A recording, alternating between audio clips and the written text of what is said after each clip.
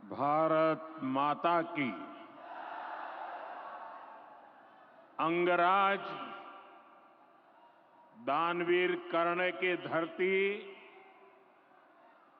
महर्षि मैही के तपस्थली,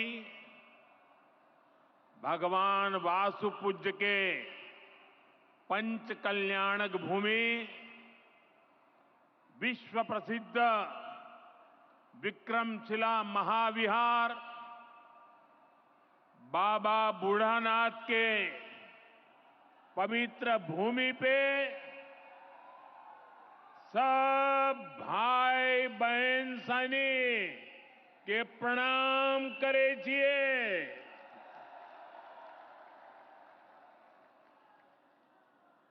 मंच पर विराजमान राज्यपाल श्रीमान आरिफ मोहम्मद खान जी, बिहार के लोकप्रिय एवं बिहार के विकास के लिए समर्पित हमारे लाडले मुख्यमंत्री नीतीश कुमार जी, केंद्रीय मंत्रिमंडल में मेरे सहयोगी शिवराज सिंह चौहान जी, जीतन राम मांझी जी, ललन सिंह जी, गिरिराज सिंह जी, चिराग पासवान जी, राज्य मंत्री श्रीमान रामनाथ ठाकुर जी, बिहार सरकार के उप मुख्यमंत्री सम्राट चौधरी जी, विजय सिन्हा जी, राज्य के अन्य मंत्री एवं जनप्रतिनिधिगण, उपस्थित महानुभाव और बिहार के मेरे प्यारे भाइयों और बहनों, आज हमारे साथ देश के कोने कोने में कई मुख्यमंत्री, कई मंत्री और करोड़ों करोड़ों किसान भी आज इस कार्यक्रम में हमारे साथ जुड़े हुए हैं। मैं उन सबको भी आदरपूर्वक नमन करता हूं। साथियों, महाकुंभ के समय में मंदरांचल की इस धरती पर आना अपने आप में बड़ा सौभाग्य है। इस धरती में आस्था भी है, विरासत भी है और विकसित भारत का सामर्थ्य भी है। ये शहीद तिलका मांझी की धरती है, ये सिल्क सिटी भी है। बाबा अजगैबीनाथ की इस पावन धरा में इस समय महाशिवरात्रि की भी खूब तैयारियां चल रही हैं। ऐसे पवित्र समय में मुझे पीएम किसान निधि की एक और किस्त देश के करोड़ों किसानों को भेजने का सौभाग्य मिला है। करीब 22,000 करोड़ रुपए एक क्लिक पर देश भर के किसानों के खाते में पहुंचे हैं। और जैसे ही अभी मैंने क्लिक दबाई, मैं देख रहा था यहां पर भी जो राज्यों के दृश्य दिख रहे थे, यहां भी कुछ लोगों की तरफ मेरी नजर गई। वो फटाफट अपने मोबाइल देख रहे थे कि पैसा आया कि नहीं आया, और तुरंत उनकी आंखों में चमक दिखाई देती थी। साथियों, आज जो किसान सम्मान निधि दी गई है, इसमें बिहार के भी 75 लाख से अधिक किसान परिवार है। बिहार के किसानों खाते में आज सीधे करीब 1600 करोड़ रुपए उनके खाते में पहुंच चुके हैं। मैं बिहार और देश के सभी किसान परिवारों को बहुत बहुत शुभकामनाएं देता हूं, बधाई देता हूं। साथियों, मैंने लाल किले से कहा है कि विकसित भारत के 4 मजबूत स्तंभ है। ये स्तंभ है गरीब, हमारे अन्नदाता किसान, हमारे नौजवान, हमारे युवा और हमारे देश की नारी शक्ति। एनडीए सरकार चाहे केंद्र में हो या फिर यहां नीतीश जी के नेतृत्व में चल रही सरकार हो, किसान कल्याण हमारी प्राथमिकता में है। बीते दशक में हमने किसानों की हर समस्या के समाधान के लिए पूरी शक्ति से काम किया है। किसान को खेती के लिए अच्छे बीज चाहिए, पर्याप्त और सस्ती खाद चाहिए, किसानों को सिंचाई की सुविधा चाहिए, पशुओं का बीमारी से बचाव चाहिए और आपदा के समय नुकसान से सुरक्षा चाहिए। पहले इन सभी पहलुओं को लेकर किसान संकट से घिरा रहता था। जो लोग पशुओं का चारा खा सकते हैं, वो इन स्थितियों को कभी भी नहीं बदल सकते। एनडीए सरकार ने इस स्थिति को बदला है। बीते वर्षों में हमने सैकड़ों आधुनिक किस्म के बीज किसानों को दिए। पहले यूरिया के लिए किसान लाठी खाता था और यूरिया की कालाबाजारी होती थी। आज देखिए, किसानों को पर्याप्त खाद मिलती है। हमने तो कोरोना के महासंकट में भी किसानों को खाद की कमी नहीं होने दी। आप कल्पना कर सकते हैं कि अगर एनडीए सरकार न होती, क्या होता? साथियों, अगर एनडीए सरकार न होती तो आज भी हमारे किसान भाई बहनों को खाद के लिए लाठियां खानी पड़ती। आज भी बरौनी खाद कारखाना बंद पड़ा होता। दुनिया के अनेक देशों में खाद की बोरी जो 3,000 रुपये की मिल रही है, वो आज हम किसानों को 300 रुपये से भी कम में देते हैं। एनडीए सरकार न होती तो यूरिया की एक बोरी भी आपको 3,000 रुपये की मिलती। हमारी सरकार किसानों के बारे में सोचती है, उनकी भलाई के लिए काम करती है। इसलिए यूरिया और डीएपी का जो पैसा किसानों को खर्च करना था, वो केंद्र सरकार खुद खर्च कर रही है। बीते 10 साल में करीब 12 लाख करोड़ रुपए जो खाद खरीदने के लिए आपके जेब से जाने थे, वो बच गए। वो केंद्र सरकार ने बजट में से दिए हैं।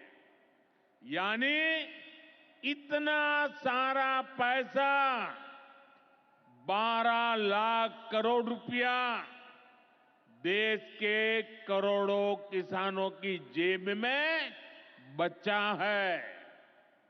साथियों, एनडीए सरकार न होती तो आपको पीएम किसान सम्मान निधि ये भी नहीं मिलती। इस योजना को शुरू हुए अभी करीब 6 साल हुए हैं। अभी तक लगभग 3,70,000 करोड़ रुपए सीधे किसानों के खाते में पहुंच चुके हैं। बीच में कोई बिचौलिया नहीं, कोई कटकी कंपनी नहीं। 1 रुपया दिल्ली से निकले, 100 पैसा सीधा पहुंचता है। ये आप जैसे छोटे किसान हैं, जिनको पहले सरकार की योजनाओं का पूरा लाभ नहीं मिल पाता था। छोटे किसानों का हक भी बिचौलिए हड़प कर लेते थे। लेकिन ये मोदी है, ये नीतीश जी है, जो किसानों के हक का किसी को नहीं खाने देंगे। जब ये कांग्रेस वाले, जंगल राज वाले सरकार में थे, तो इन लोगों ने खेती का कुल जितना बजट रखा था, उससे कई गुना ज्यादा पैसा तो हम सीधे आप किसानों के बैंक खातों में भेज चुके हैं। ये काम कोई भ्रष्टाचारी नहीं कर सकता है।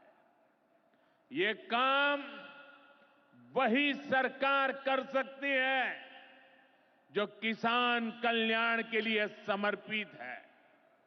साथियों, कांग्रेस हो, जंगल राज वाले हो, इनके लिए आप किसानों की तकलीफ भी कोई मायने नहीं रखती। पहले जब बाढ़ आती थी, सूखा पड़ता था, ओला पड़ता था, तो ये लोग किसानों को अपने हाल पर छोड़ देते थे। 2014 में जब आपने एनडीए को आशीर्वाद दिया, तो मैंने कहा ऐसे नहीं चलेगा। एनडीए सरकार ने पीएम फसल बीमा योजना बनाई। इस योजना के तहत 2.25 लाख करोड़ रुपए का क्लेम किसानों को आपदा के समय मिल चुका है। साथियों, जो भूमिहीन है, जो छोटे किसान है, उनकी आय को बढ़ाने में एनडीए सरकार पशुपालन को बढ़ावा दे रही है। पशुपालन गांव में हमारी बहनों को लखपति दीदी बनाने में भी बहुत काम आ रहा है। देश में अभी तक करीब 1.25 करोड़ लखपति दीदी बन चुकी है। इनमें बिहार की भी हजारों जीविका दीदियां शामिल है। बीते दशक में भारत में दूध उत्पादन 14 करोड़ टन से बढ़कर, ये याद रखिए, 10 साल में 14 करोड़ टन दूध उत्पादन से बढ़कर के 24 करोड़ टन दूध उत्पादन हो रहा है। यानी भारत ने दुनिया के नंबर 1 दूध उत्पादक के रूप में अपनी भूमिका को और सशक्त किया है। इसमें बिहार की भी बहुत बड़ी भागीदारी है। आज बिहार में सहकारी दूध संघ प्रतिदिन 30 लाख लीटर दूध खरीदता है। इसके कारण हर साल 3,000 करोड़ रुपए से अधिक बिहार के पशुपालकों, हमारी माताओं बहनों के खाते में पहुंच रहे हैं। साथियों, मुझे खुशी है कि डेयरी सेक्टर को बढ़ावा देने के हमारे प्रयासों को राजीव रंजन जी, हमारे ललन सिंह जी बहुत ही कुशलता के साथ आगे बढ़ा रहे हैं। इनके प्रयासों से यहां बिहार में 2 परियोजनाएं तेजी से पूरी हो रही है।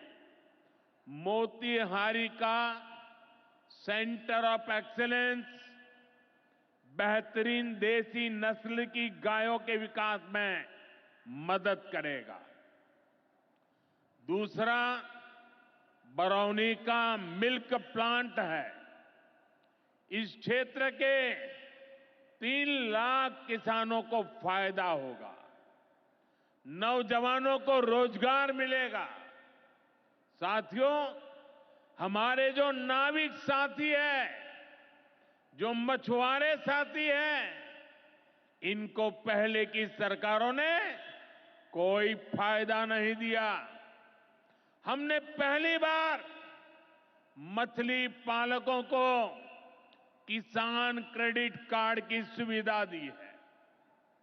ऐसे ही प्रयासों से आज मछली उत्पादन में बिहार शानदार प्रदर्शन कर रहा है। और अभी जैसे मुख्यमंत्री जी ने बताया, पहले मछली हम बाहर से लाते थे और आज मछली में बिहार आत्मनिर्भर बन गया है। और मुझे याद है 2014 के पहले 2013 में जब मैं चुनाव अभियान के लिए आया था, तब मैंने कहा था कि मुझे आश्चर्य हो रहा है कि बिहार में इतना पानी है, मछली हम बाहर से क्यों लाते हैं। आज मुझे संतोष है कि बिहार के लोगों की मछली की जरूरत बिहार में ही पूरी हो रही है। 10 साल पहले बिहार मछली उत्पादन में देश के 10 राज्यों में से एक था। आज बिहार देश के टॉप 5 बड़े मछली उत्पादक राज्यों में से एक बन चुका है। फिशरीज सेक्टर पर हमारे फोकस का बहुत बड़ा फायदा हमारे छोटे किसानों को हुआ है, मछुआरे साथियों को हुआ है। भागलपुर की पहचान तो गंगा जी में रहने वाली डॉल्फिन से भी होती रही है। ये नमामि गंगे अभियान की भी बहुत बड़ी सफलता है। साथियों, बीते वर्षों में सरकार के प्रयासों से भारत का कृषि निर्यात बहुत अधिक बढ़ा है। इससे किसानों को उनकी उपज की ज्यादा कीमत मिलने लगी है। कई कृषि उत्पाद ऐसे हैं जिनका पहली बार निर्यात शुरू हुआ है, एक्सपोर्ट हो रहा है। अब बारी बिहार के मखाना की है। मखाना आज देश के शहरों में सुबह के नाश्ते का प्रमुख अंग हो चुका है। मैं भी 365 दिन में से 300 दिन तो ऐसे होंगे कि मैं मखाना जरूर खाता हूं। ये एक सुपर फूड है जिसे अब दुनिया के बाजारों तक पहुंचाना है। इसलिए इस वर्ष के बजट में मखाना किसानों के लिए मखाना बोर्ड बनाने का ऐलान किया गया है। ये मखाना बोर्ड मखाना उत्पादन, प्रोसेसिंग, वैल्यू एडिशन और मार्केटिंग ऐसे हर पहलू में बिहार के मेरे किसानों की मदद करेगा। साथियों, बजट में बिहार के किसानों और नौजवानों के लिए एक और बड़ी घोषणा भी की गई है। पूर्वी भारत में फूड प्रोसेसिंग इंडस्ट्री को बढ़ावा देने के लिए बिहार एक बड़े केंद्र के रूप में उभरने वाला है। बिहार में national institute of food technology and entrepreneurship की स्थापना की जाएगी। यहां बिहार में कृषि के क्षेत्र में 3 नए सेंटर ऑफ एक्सेलेंस की भी स्थापित किए जाएंगे। इनमें से एक हमारे भागलपुर में ही स्थापित होगा। यह सेंटर आम की जर्दालू किस्म पर फोकस करेगा। 2 और केंद्र मुंगेर और बक्सर में बनाए जाएंगे, जो टमाटर, प्याज और आलू किसानों को मदद देंगे। यानी किसान हित के निर्णय लेने में हम कोई कसर बाकी नहीं छोड़ रहे। साथियों, आज भारत कपड़े का भी बहुत बड़ा निर्यातक बन रहा है।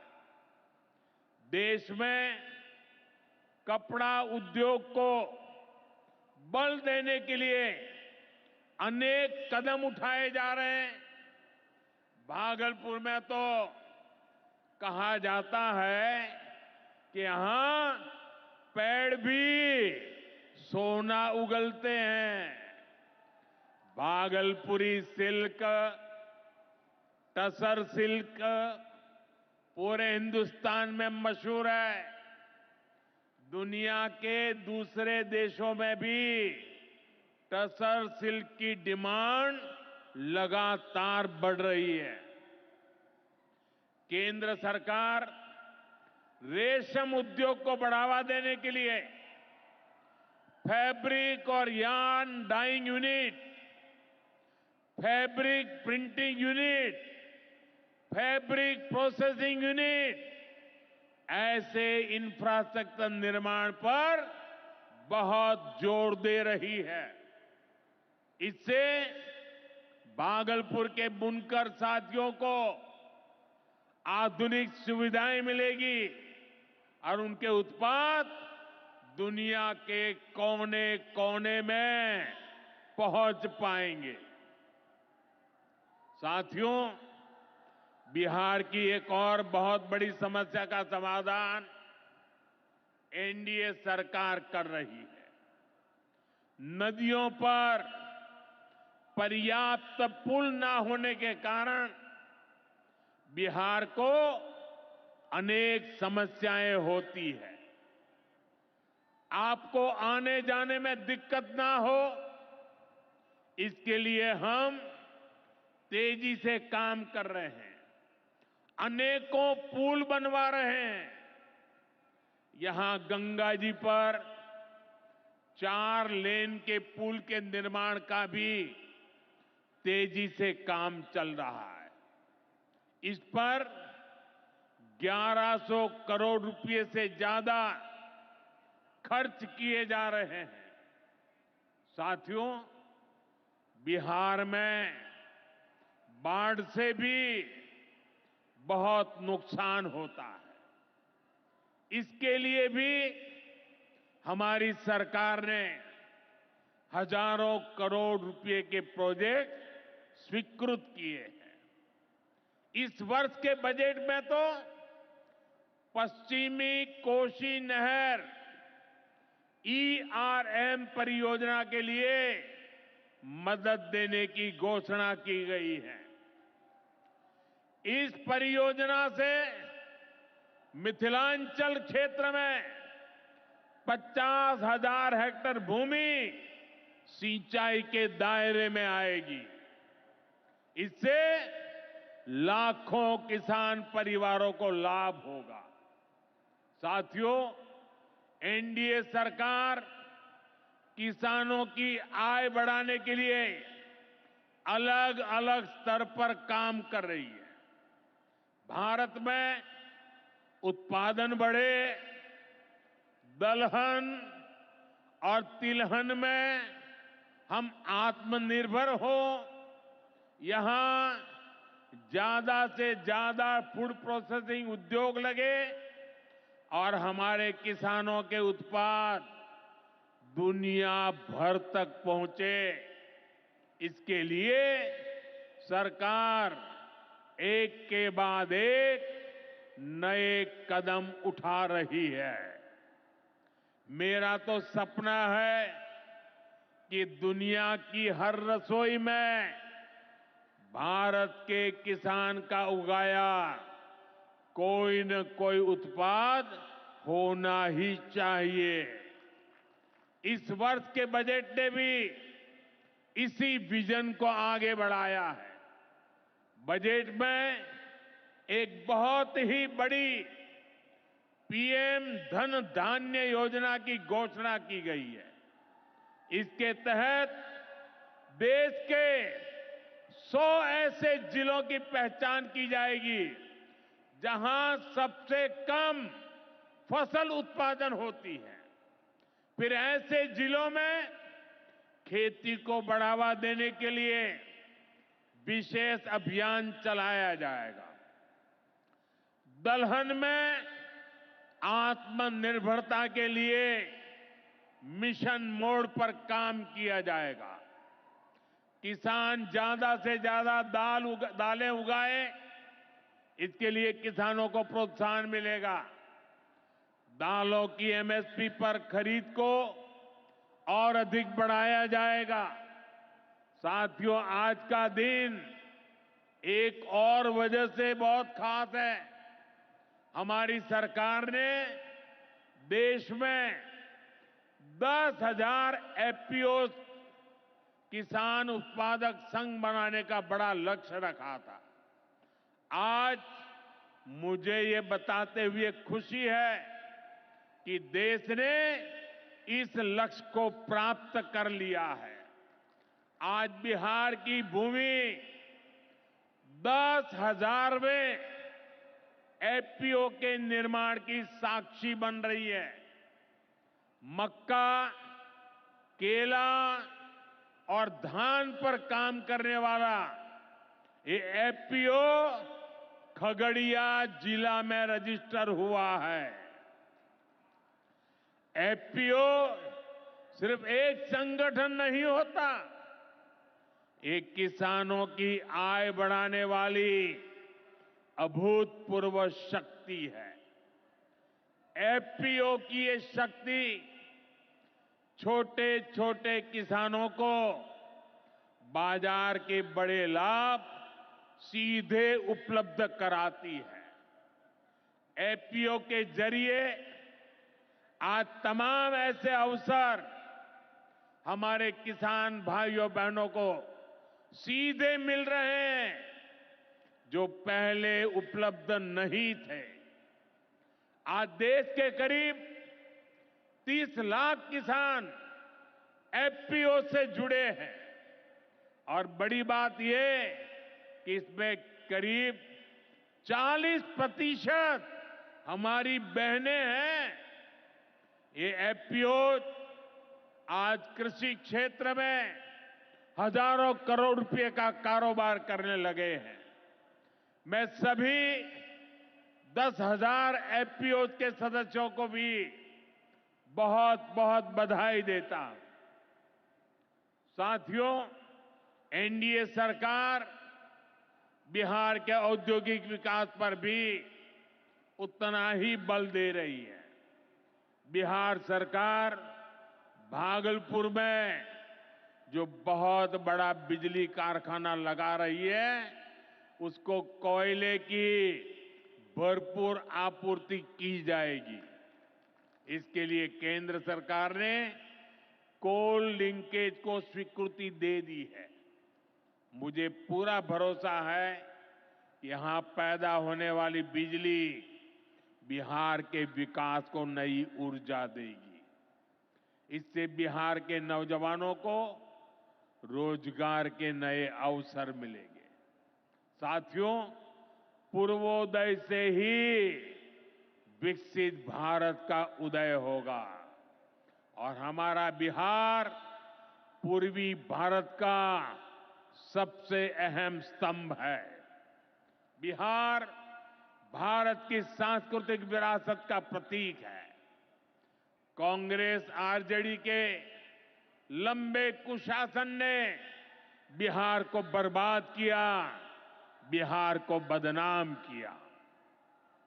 लेकिन अब विकसित भारत में बिहार का वही स्थान होगा जो प्राचीन समृद्ध भारत में पाटलिपुत्र का था।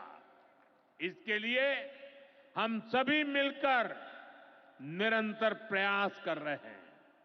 बिहार में आधुनिक कनेक्टिविटी के लिए, सड़कों के नेटवर्क के लिए, जन कल्याण की योजनाओं के लिए एनडीए सरकार प्रतिबद्ध होकर काम कर रही है। मुंगेर से भागलपुर होते हुए मिर्जा चौकी तक करीब 5,000 करोड़ रुपए की लागत से नया हाईवे भी बनाने का काम शुरू हो रहा है। भागलपुर से औंसडीहा तक 4 लेन सड़क को चौड़ा करने का काम भी शुरू होने जा रहा है। भारत सरकार ने विक्रमशिला से कटारिया तक नई रेल लाइन और रेल पुल को भी स्वीकृति दे दी है।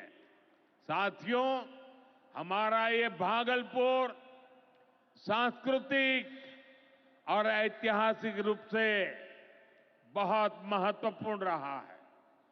विक्रमशिला विश्वविद्यालय के कालखंड में ये वैश्विक ज्ञान का केंद्र हुआ करता था। हम नालंदा विश्वविद्यालय के प्राचीन गौरव को आधुनिक भारत से जोड़ने का काम शुरू कर चुके हैं। नालंदा विश्वविद्यालय के बाद अब विक्रमशिला में भी सेंट्रल यूनिवर्सिटी बनाई जा रही है। जल्द ही केंद्र सरकार इस पर काम शुरू करने वाली है। मैं नीतीश जी, विजय जी, सम्राट जी सहित बिहार सरकार की पूरी टीम को बधाई देता हूं। आप इस प्रोजेक्ट से जुड़ी जरूरतों को पूरा करने में तेजी से जुटे हैं। साथियों, एनडीए सरकार भारत की गौरवशाली विरासत के संरक्षण और वैभवशाली भविष्य के निर्माण के लिए एक साथ काम कर रही है। लेकिन ये जो जंगल राज वाले हैं, इनको हमारी धरोहर से, हमारी आस्था से नफरत है। इस समय प्रयागराज में एकता का महाकुंभ चल रहा है। ये भारत की आस्था का, भारत की एकता और समरसता का सबसे बड़ा महोत्सव है। पूरे यूरोप की जितनी जनसंख्या है, उससे भी ज्यादा लोग अब तक एकता के इस महाकुंभ में डुबकी लगा चुके हैं, स्नान कर चुके हैं। बिहार से भी गांव-गांव से श्रद्धालु एकता के इस महाकुंभ होकर आ रहे हैं। लेकिन ये जंगल राज वाले महाकुंभ को ही गाली दे रहे हैं। महाकुंभ को लेकर भद्दी भद्दी बातें कर रहे हैं। राम मंदिर से चिढ़ने वाले लोग महाकुंभ को भी कोसने का कोई मौका नहीं छोड़ रहे हैं। मैं जानता हूं, महाकुंभ को गाली देने वाले ऐसे लोगों को बिहार कभी भी माफ नहीं करेगा। साथियों, बिहार को समृद्धि के नए पथ पर ले जाने के लिए हम दिन रात ऐसे ही मेहनत करते रहेंगे। एक बार फिर देश के किसानों को और बिहार वासियों को बहुत बहुत बधाई। मेरे साथ बोले, भारत माता की, भारत माता की। बहुत बहुत धन्यवाद।